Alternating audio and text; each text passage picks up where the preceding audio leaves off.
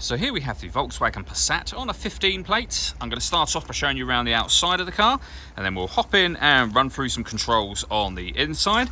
But from the outside you can see it's a 5-door car with alloy wheels and tinted windows as well. As you can see, it's an estate vehicle, so we're going to start off inside that boot and then work our way around the rest of the car from there.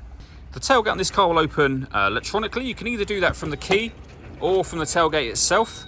As we approach the back of the car, you'll see we have reversing sensors, plenty of boot space as well, and you can fold those rear seats down to increase this space even further should you wish to do that.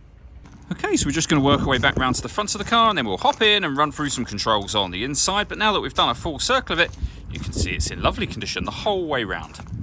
Just briefly before we climb in, I think it's well worth seeing the interior from this exterior point of view. There's plenty to run through on the dashboard, so let's hop in and we'll do that right now. Okay, now that we're inside the car, we're going to start with the dials. On the left-hand side, we have the rev counter and coolant temperature gauge, and on the right-hand side, the speedometer and fuel gauge. In the middle, you can see the total miles of the car. They're 129,048.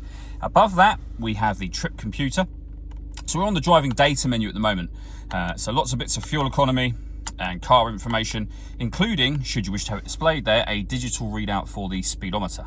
There are other menus available too. So that was the driving data. We have assist systems, your satellite navigation, audio, telephone, vehicle status, and back around to where we started again. And the buttons I was using to do that are just here. We have stereo controls over this side as well. Stereo controls continue on the left along with cruise control. Once you set cruise control, hit this button here. This car is able to maintain its own distance between itself and the car in front, both speeding up and slowing down automatically depending on the car in front's speed. Just behind the steering wheel we have the minus and plus pedals there so that you can change gear manually with this automatic gearbox. And then in the centre we have the touchscreen for the car. So there's a few buttons down the right and left hand sides, but essentially it then becomes touchscreen. So you have, for the radio, DAB, FM and AM radio, as you can see. If you want to listen to your own music, you press the media button. We have a number of choices for listening to our own music, and they include Bluetooth audio, so you can stream your music wirelessly as well as making and receiving phone calls. That is after, of course, you paired the phone. Hit that button, hit find telephone, and then follow the instructions on screen from there. When it comes to satellite navigation, a nice clear colour display, as you can see. It's a very easy system to use. Working our way down from that, we have dual zone climate control. So you can adjust the passenger and driver temperature. You can increase and decrease the fan speed. You can determine what direction you'd like the air to be distributed in, and then that button turns your air conditioning on. The same button again will turn that off. Or you can hit auto. The car will now take control of the fan speed and the direction of the air to maintain the two temperatures that you've asked it to. You can override that manually, as I've just done, anytime you wish to.